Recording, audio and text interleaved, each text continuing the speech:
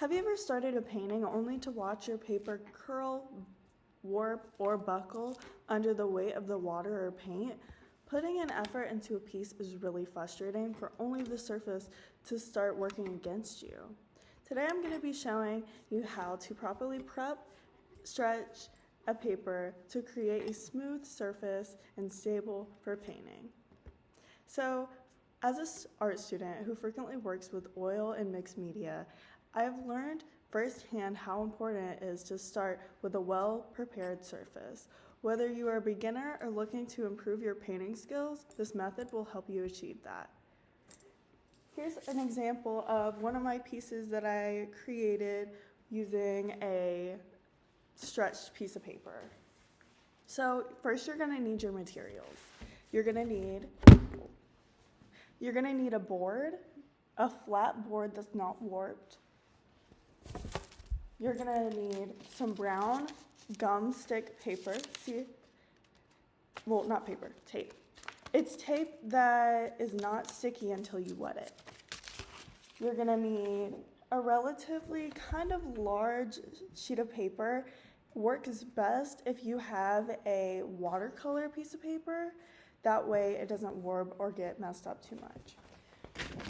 You're also going to need a bucket of water as well as a sponge. And this is all the materials that you're going to need. First thing I'm going to do is I'm going to get my sheet of paper. You can see. Okay. I have my sheet of paper, right? And it's on the board.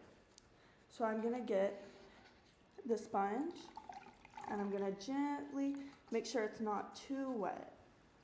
I'm going to put it all over the front of the piece of paper, right? And then I'm going to flip it over. I'm going to get a little bit more water, and then I'm going to do the back. As you can tell, the piece of paper is already warping, which is a good sign because that's what's needed. Okay, so now that I've wet my paper, I'm going to set the sponge aside, and I'm going to get the piece of tape. First thing I'm going to do is measure my tape and make sure it's large enough. So I want to get at least an inch or 2 inches in, that way it can stretch properly. So I'm going to rip it, and here's one side. And then I'm going to get over here, I'm going to measure, and then here's the other side. And then I'm going to do the same for the other sides, right here. I'm going to rip it, and then right here, you can tell, and I'm going to rip it. Okay, now I have my tape sheets. As you notice, one side is kind of matted, whereas the other side is shiny. You get the shiny side wet. Okay, so I'm going to flip my piece of paper back over, and then I'm going to get a little bit more water. You need to make sure that it's not too drenched, because if the gummed paper is too wet, then it won't stick properly. So I'm going to have my gum paper. I'm going to set the sponge on top of it, and I'm going to pull to get it wet. Okay, now it's wet. So first thing I'm going to do, I'm going to make sure, okay, it's at least ½ inch, and then I'm going to put it down. And then I'm going to put an extreme amount of pressure to make sure it's sticking, because if it doesn't stick, it doesn't stretch properly. And what you're going to notice, if you can tell, you can see the line of the paper. That's what you want to see. Okay, now I'm going to do the other side. I'm going to do the top now. I'm going to do the same process again.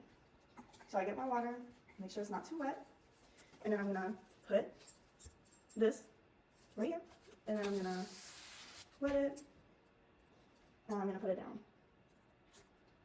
And then I'm going to put a bunch of pressure on it, which is essential. Okay, now we're halfway done.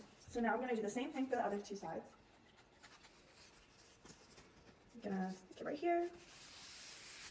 Okay, I'm going to grab this side, and I'm going to go right here.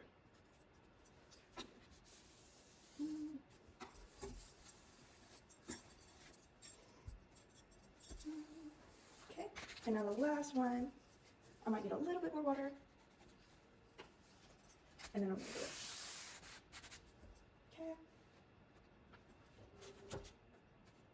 See, I might have gotten too much of the tape, so I might need to rip it when I'm done.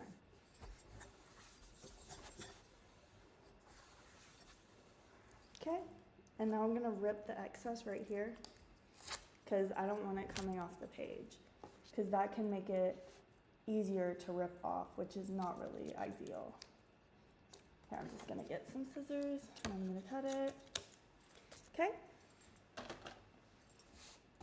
And then now we let it dry and stretch. Ideally what artists end up doing next is they'll get acrylic paint or gesso, which is like an acrylic paint but thicker, and you cover the surface. That way it has a solid surface and it doesn't work too much. That's most of the time for oil paint, and that's primarily what I use. So now you know how to stretch a paper. So next time you sit down to paint, remember just taking a few extra minutes to prepare your paper can save you a lot of time and frustration and improve the quality of your work. And once you're done, you just peel it off the piece of paper and you're ready to trim. Have a good day.